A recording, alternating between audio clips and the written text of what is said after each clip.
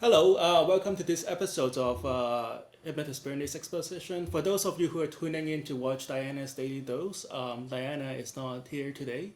She's actually in Portland. She's auditioning for Shark Tank and on her patented invention. And we wish her the best of luck talking to all the investors. Go Diana! And hopefully she can get her deal on TV and then come back and she'll be very famous and we'll all be rich. And so we are back with Erica. So you actually took a lot of pictures in India. Yeah, so I'm a photographer, and I was in India for 6 months, Right, and I brought my camera. Yeah. So I ended up, so it all comes together. So yeah, I took a lot of photos when I was in India, and actually this Friday at my studio in Charlestown, I'm going to be having a show, my first ever gallery show of my work. Right. So I'm really excited about that. I'm doing it with my studio partner Morgan LaForge, who also came to India to visit me for 3 weeks, and we traveled together and took a bunch of photos, and so those are the images that we're going to be featuring this exhibition on Friday. So it is this Friday? It's this Friday, July 31st. I don't know if people can. There's a link, but I don't know if they're gonna get it in time. We'll put the link. You know what? Here's the thing. I'm gonna be showing all the photos on the event page. So we'll put the link in the video. So if people want to see my work, they can just check the link, and you'll see all the content there, because that event page will live forever. Okay. And where is this again? It's at my studio in Charlestown, right by the Sullivan Square T station. Okay. It's 24 Spice Street. My little slice in the world. Do you have a website by any chance? Yeah, actually, if you go to ericazai.com/blog, you can see a post about it there, so you can get all of the information. Right. So it's very worth looking at. It's this young lady who's visiting India for a spiritual journey, and these are the things she saw.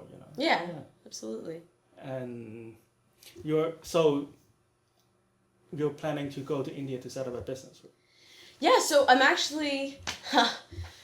So you think I'd come back from 6 months in India and just be ready to start and pick up my life here in America, and that's kind of what I always imagine. I'm going to go do this thing, I'm going to go do this journey that I'm called to do, and then I'll come back and who knows what'll happen. But instead, what happened is now I'm going back to India to start a business where essentially I'm going to be supporting others to go on life-changing journeys to India. Because there are a lot of people who want to go to India, right? But you don't really know where to start. I thought it was a great idea.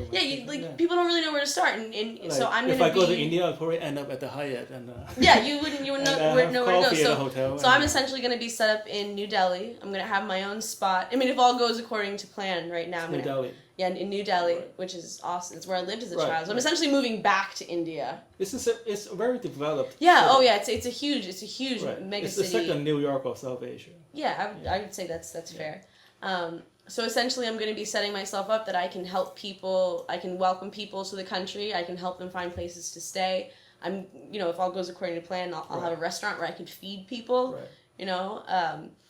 And then I'm gonna also be able to help people, figure out where do you want to go. I can help people book tickets. I can just support people to go on this journey, because there's so many people who want to do something, who need something like this. Tell us about the 30-day trip, because I was really interested in going. Yeah, so I'm not just promoting this, right? Like I was when she told me, I was really interested in going. Yeah, so I'm putting together a small group of people to come with me to India, literally, this time when I go back in October. Right. So it's going to be a 30-day, it's a month-long trip, and we would be traveling together through North India and Kashmir, which is paradise on earth. Paradise, yes. Aside from some of the political stuff, the rolling green hills and the Himalayan peaks and beautiful pristine lakes and just these epic gardens that are from the 1400s and incredible beauty. Right. So I'm putting together now a group of people to come with me to share this experience with me, and I'm really excited about it, because this is sort of like the beginning of what I'm going to be doing. I mean, if all who knows what's actually going to happen, but if this goes according to sort of like the vision that I have for it. This is going to be the first of many kinds of these trips that I do, where essentially I'm just facilitating people to come and have growth experiences in really beautiful places. Okay. That's great. So let's backtrack on the inspiration. Yes. So this is the first trip to India. So this is your last trip from 2014 to 2015. Yeah, so my first... And so you got off the plane. Yeah, okay. And now, I got off the plane, right. and then I went to the desert. Okay. And I met one of my best teachers in the desert, a con man. Really? I was conned in the desert for a camel. And I learned from that experience that you cannot trust what you see. You can only really, truly trust what you feel. Tell us a story. You have to tell us a story. I'm actually debuting the story at the show on Friday. I'll give you the abbreviated version. I'll give you the very abbreviated version. I went on a camel trip with a led by this camel driver, this poor man from the desert who was just a wonderful, charming, amazing human being, cooked for us, sung to us at night, took really good care of us, and I came to understand that his dream, what would really change his life, would be to own a camel. Okay. It would enable him to provide for his family of 4 children. Right. In a way that he currently cannot, just as a peon working for this camel company. And so I got it in my mind and my heart that I wanted to help this man, and one thing led to another. I ended up giving him the money, but I'm pretty sure it was a con in the end. And I'm going to go more into the detail of the story on Friday. But I would say that he was one of my greatest teachers because I knew I sensed something inside wasn't right. Like there were messages coming to me from within that was saying all is not what it seems. Like so you feel that he tells you a story. Yeah. Oh yeah. Money. He definitely knew what he was doing. Like he definitely knew what he was doing. He plucked he plucked all my heartstrings. Like he knew exactly what he was doing. That's cool though. I mean, these are the things you can't just learn. Yeah, like here's the thing about India. India is an intensive learning environment. Yeah, it's an intensive learning environment. The lessons are for the price of a camel, you got for the price of a camel. Yeah. People ask, how much is the camel? The camel starts at about $300 in India. $300 allegedly. But I ended up only parting ways with about $80. It was like the down payment on a camel. Okay, so it's like a small camel. Yeah, it was just like the hindquarters of the camel. He was gonna work to get the rest of it, or so he said. But he was. I would definitely say that I had a couple experiences being conned in India, and I would say that those were my greatest learning experiences, especially in like how to move people and how to. I have no interest in conning anybody, but I do have an interest in helping to motivate people to step outside their comfort zone and do things that otherwise they may be too afraid to do, So those experiences... It gives you a better understanding of yourself. Yeah, and of myself also, and, what motivates me. And, I like I said, India made me come face-to-face with both my strengths and my weaknesses, It forces you. And, India, you don't have a plan for India. You say, what was my plan? What did I do? What was I thinking I was going to do? I didn't know what I was going to do. All I knew I needed to give myself that time. And then I saw your vlog and I was like, oh my God. Yeah, there are a lot of people like, oh my God, what is she doing? Like the one with Raja where we almost get hit by a bus. That was one of my favorite ones. A lot of people were scared by that. But that was the point. It was like to be raw, to be real, to share myself in a really authentic and open way. And with the hope that, this helps people, that I believe that we need to see people doing big things, in order for us to do big things. There have been people who inspired me, and I want to be a person who inspires others, It's as simple as that. So I put myself out there because I believe that it helps people. And people tell me all the time, like my friend Arthur today, that, he's gotten a lot out of my message that I've shared over the past... I've been doing this video blog for over a year now. Right. Over a year, So, it's been a big part of my life and a big project and just an exercise in vulnerability and just being real, man. And fast forward a little bit. So you met this master. Yes, so long story short, I ended up This whole 45 minutes was leading up to this. Yeah, this whole 45 minutes was leading up to this, by the way, so pay attention. Yeah, so by the time I arrived in New Delhi, about 4 months into my trip, 4 months out of my 6-month trip, I thought I was going to be in Delhi for a couple of days and then I'd cello somewhere else. I'd be gone. But instead, the fates would have me cross paths with someone who would go on to change my life. Okay. a Sufi natural doctor. SUFI. Yeah, like Sufism. A Sufi okay. doctor. Was called a Hakim. Hakim. It's okay. it's a character that you'll find in the Quran. It's right. a very old This is like that goes back to right. like the root of medicine itself and right. healing itself. I met a Hakim. I call him M. I met M, and I was in at that point in my journey, I was under a lot of stress. I was sick in my stomach, literally. I was putting a lot of pressure on myself around my video blog. I was too connected online. I was so stressed out, and when I met him, everything came to a screeching halt. Right. And he took me under his wing, and even took me into his family's home, and I lived with his family for the rest. I stayed with him for the rest of my trip for the 2 months. Oh, I was planning on going and shooting off and going to Dharamsala or going to check out this place and this place and this place. And you managed to post that a vlog on that too, right? On what? Like a video. Which about what? On the Sophie healing. I remember seeing that on Facebook. Recently. Yeah. Yeah. So recently, I posted a vlog of why I'm going back to India, and but before when you met the Sophie healer, didn't you? Oh, I think I may have posted. I think I posted a written post. I didn't post a vlog because here's what happened. So there's a big gap in my vlogs. She made me Google Sophie healing. I thought it was very interesting. Yeah. It's fascinating. Right.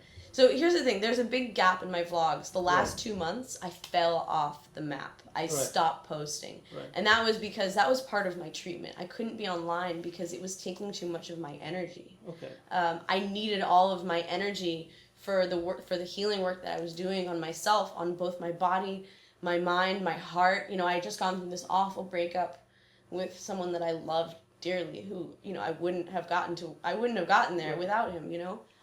So there was a lot of stress. There was a lot going on in my life, and I was continuing to put myself online and put myself out there.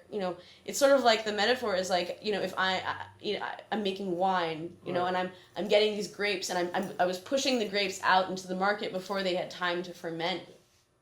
So I was pushing something out that was not ready.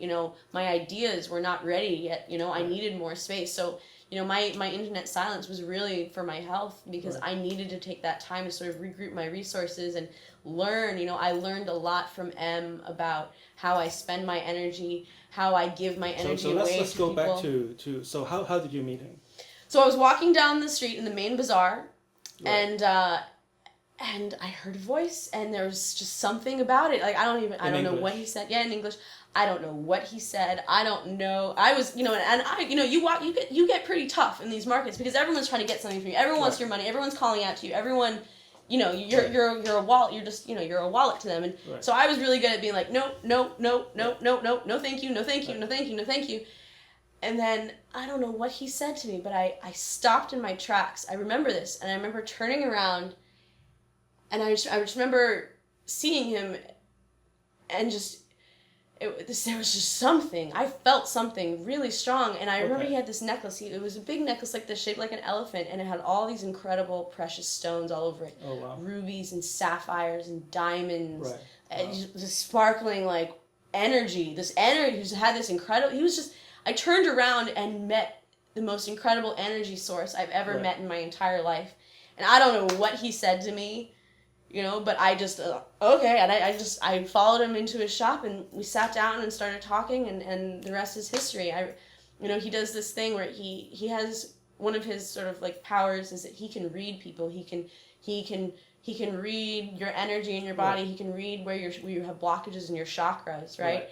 And, he took my hand. He had this like special stone he was holding, and he took a moment and he read me, as I would later watch him do with countless people. And he took a moment, and then he looked up, and he told me that I have a very old infection in my stomach, which is why I haven't been eating enough, which is why I'm so skinny, which is why my hair had been so thin. And this is true. I mean, when he said that, it was like, oh, that would explain a lot of what's been happening to me over the past couple of years. I'm not gonna go into details. Right. But, he said something that I knew to be true, and I just, it's like I needed to hear that. in a way, because I knew there was something, but I didn't know what, and there was no Western doctor from the outward signs could ever have told me that, you know. So in short, what does Sufi healing means to you? Sufi healing to me means tapping into the body's innate ability to heal itself with the assistance of a mystical guide, with the assistance of a guide who cares about you more than you care about yourself. I've never seen anyone care so much about other people than M does, often to his detriment. So I stayed with him doing my healing work and also learning, because I want to learn. I'm a sponge for learning, and here I've been introduced to this master in so many ways. I started a Twitter account for him to collect all the things he says. Wow. It's my Sufi Yoda. Oh wow! Because he's Sufi, and he has all this wisdom, but he talks really funny. Oh wow! So does he have a lightsaber? No. He has gems and stones. That's actually his business. He doesn't charge money for the healing work. He can't, because he gave his grandfather an oath when he started on this path when he was 7 years old. He gave his grandfather an oath that he wouldn't charge money for it, because that commodification sort of degrades it, you know. But what his business is crystals and stones. He's a 7th generation, deals in gems, precious stones, diamonds, rubies, sapphires. Again, that whole thing. So that's his little shop. But in that jewelry shop, in that gem shop, in this Alibaba's cave in New Delhi, that's where he also does his energy healing work. And this is going to be an integral part for the people visiting. Absolutely. So this trip, this trip in India, it's not just 30 days of trekking with me. You're going to be doing treatment with M, and he wants me to get the people with the most problems to show the world that this is possible and this is available. Anything from HIV to cancer, asthma, diabetes, anything, whatever. If and especially things that Western medicine can't fix, or Western doctors can't figure out what's wrong. Like depression. Depression. Well, here's the thing. Depression is often tied up with other things. So, for example, my studio partner Morgan, who I'm sharing the show with on Friday, she came to visit me for 3 weeks, and she came right in the middle of my time with M, and so. She thought she was going to come to India and we were going to have this, I don't know, like girls adventure in India and drinking beers or whatever, and that's not at all what we had. We had a very unorthodox time, but it was really meaningful for her. I mean, her life is totally changed now. She's a completely different person. Her passage to India. Yeah, her passage to India. Yeah, here's the thing. You don't have, you can't have a plan for India. India has a plan for you. Oh, wow, that's good. Oh, yeah, absolutely. You should speak for the tourism department. Well, that's what I'm essentially doing. I'm essentially going to be helping bring more people to India to have India work its effect on them, You're the greatest ambassador today, I'm one of them, I guess. And what's funny with my video blog? I did not foresee this happening, but I have a huge Indian following. Oh, wow. Well, predominantly like Indian dudes. What to do? Good gentlemen. Yeah, Indian gentlemen. Indian gentlemen love to watch my vlog, I'm sure for philosophical reasons alone. Hi, Indian friends. Hi, guys. Thank you for watching. I do appreciate it. We appreciate it. Some of the show is being broadcast in northern India. Oh, I'm not surprised. Again, India is so connected, and they're so eager for content and for good content, and just to, most Indians find me in my vlogs because my understanding is that so hi to our Indian friends. Yeah, hi guys. Hey Bears. They're already online watching videos, consuming content, doing this, doing that, and that's how I understand that they find me and my stuff. Right. So at the end of the day, this is a hypnosis show, and this is how we met. Yeah. So the hypnosis. That's what this show is about. Before we sent you off to India, this is the whole point of having Erica here today, because I saw her Facebook post that she's leaving for India. So you have to come back to our show and share your story. So. Well, we all started off with hypnosis, so we're just going to send you off with another hypnosis session. So is there something you particularly like to focus on? Yeah, today? For sure. So, this is a pretty big thing that I'm trying to do, bringing people to India. Which is exactly the position you were in when you walked into our studio. What do you mean? Like you were about to do something big. Oh yeah, exactly. The first time I was about to quit my job, I was about to Right. try something big that Right. I didn't know how it was going to work. To Boston and Exactly. So yeah, same thing, but now Right. I'm just stepping up my game to To in a much more level, meaningful way to affect more people's lives Right. from around the world, not just here locally in New England. This is international now. Right. So I think what I would want support with is just to really believe that it's possible and that I can do this. And there are all these reasons in my head why I can't. There's not enough time. People, there's no interest. People don't have the money. Like they don't have the resources. And so what I understand and what I've really been telling myself around this project is this is not meant for everyone.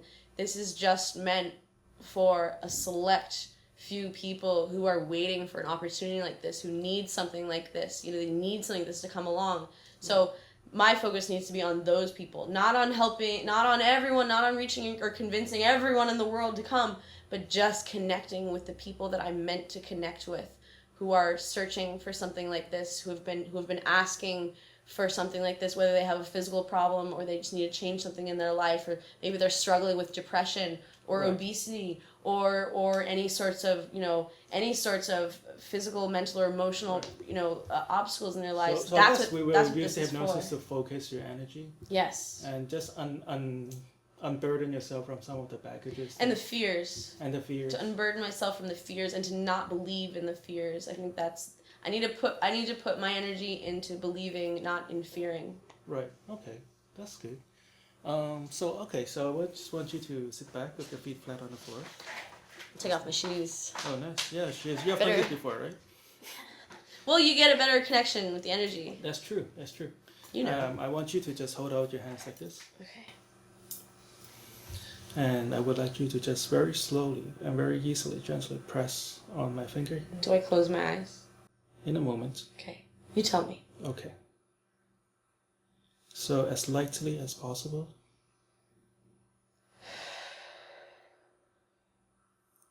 As soon as your palm touches your knee, I would like you to just close your eyes and just let your mind drift.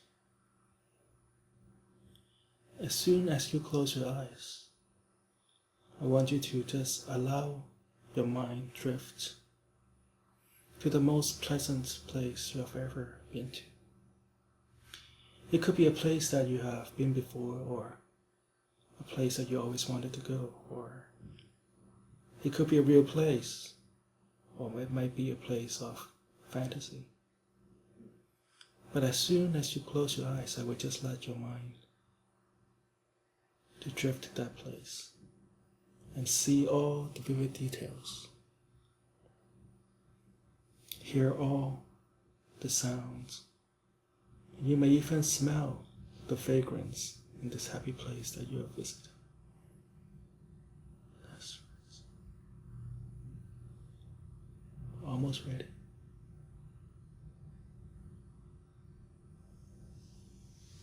Just relax. Just relax. Let go. Just let your mind drift. Yes.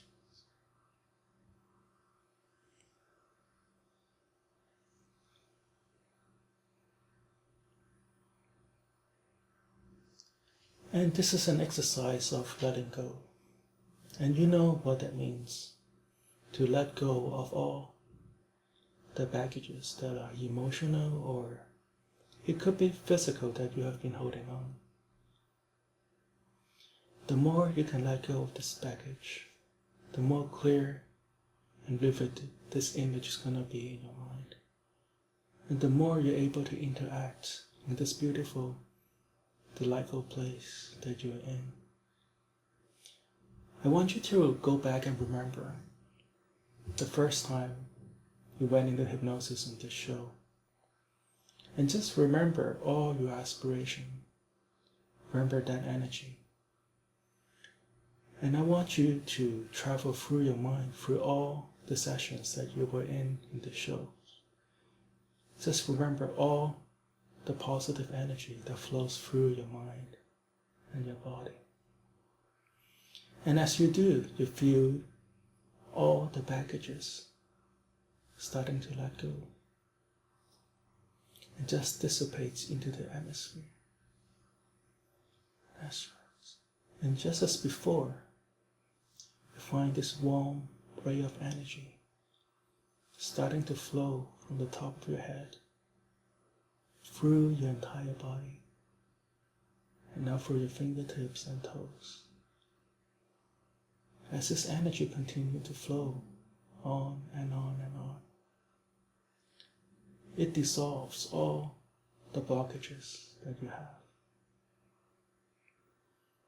It helps you let go of all the emotional baggages that you may know exactly what they are, or you may not know what it is, but it is unconsciously there.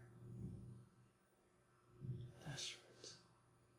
And as you let go, you can actually feel your body becoming lighter. Your mind becoming more focused and acute. And you're moving forward to all the positive energy, letting go and leaving behind all your fears, leaving behind all that is dragging you back. It's okay to just let it go and move on with your life. That's right. Now I'm going to count from 1 to 10. When you reach number 10, you come back to this room feeling great, feeling like you've just left the last 12 hours, fully confident in yourself, feeling joyful, happy, and positive in every way. 1, 2, 3, 4, 5, 6, 7, 8. Take a deep breath in. 9. And whenever you're ready, 10.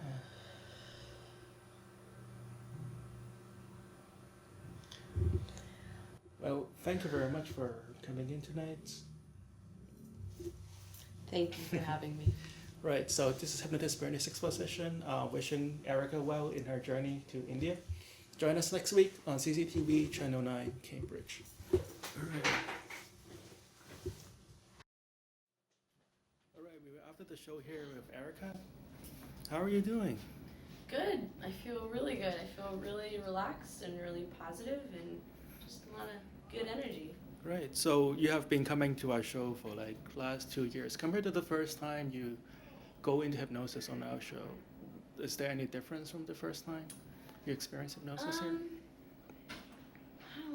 It's hard to say. I think that each time it's very relaxing and it's very just like quieting for the mind, and just kind of feeling that good energy sort of running feels really nice. I can't really compare it to the other times. I don't remember crystal clear, because also when you're in, I mean, you can be for a long time, but it feels like nothing, you know. Like I have no idea how long were we doing it just then? Not so long, right? How long do you think that was? I don't know. That was like 2 minutes. Okay, that was about 7 minutes or so. Oh, right. Yeah, that was great. Yeah, and this time as you were going into hypnosis, right? How did you feel? You know, I felt really open. You know, I felt really open to your suggestions of just being relaxed and, you know, seeing that place that sort of like my happy place, I guess. And I just felt the good energy. The good energy just running through my body. It was great. Compared to earlier this evening when we were just starting the show, did you feel any difference between now and before? I feel a lot more relaxed. I feel a lot more peaceful. I feel a lot just slower. That's great. And as somebody who's been to India and know how to do meditation the right way, if there's a right way. So how do you compare hypnosis with meditation? Just the experience level. I'd say sort of what's similar if you're doing like a mantra meditation is that the mantra gives like your mind something to sort of anchor onto as it sort of sinks, and I'd say that's sort of similar to the hypnosis, in that the voice and the suggestions of the voice gives your mind something to sort of anchor onto, so you're not just necessarily flittering about with all these different thoughts, it gives you something for your mind to sort of like hang on to, you know. So it's, you know, it's the same but different. You know, they're both designed to sort of calm the mind and take you someplace where you wouldn't just be going if you're just thinking, and it sort of settles your energy and allows you to focus a little more. When you're in India, do people do guided meditation? And oh yeah, of course. So compared to like a guided meditation and hypnosis you've just experienced, is there like a difference? They're very similar. They're very similar. I think what I like about this hypnosis is it's a lot more personal. It's not like in a group. We're all just kind of going in our own sort of directions. This is, you know, hypnosis is like one-on-one. Like they're working with you and your unique history and experience and desires and direction. And so I think that's probably one of the benefits is that it's more individualized. That's great. Well, thank you for coming, and good luck in India. Yeah, thanks for having me. It's a great pleasure to have you here. So next time you come back to Boston, look us up, and we'll update on Erica's journey. That would be great. All right. That would be great. This is Erica, everybody. Okay, bye.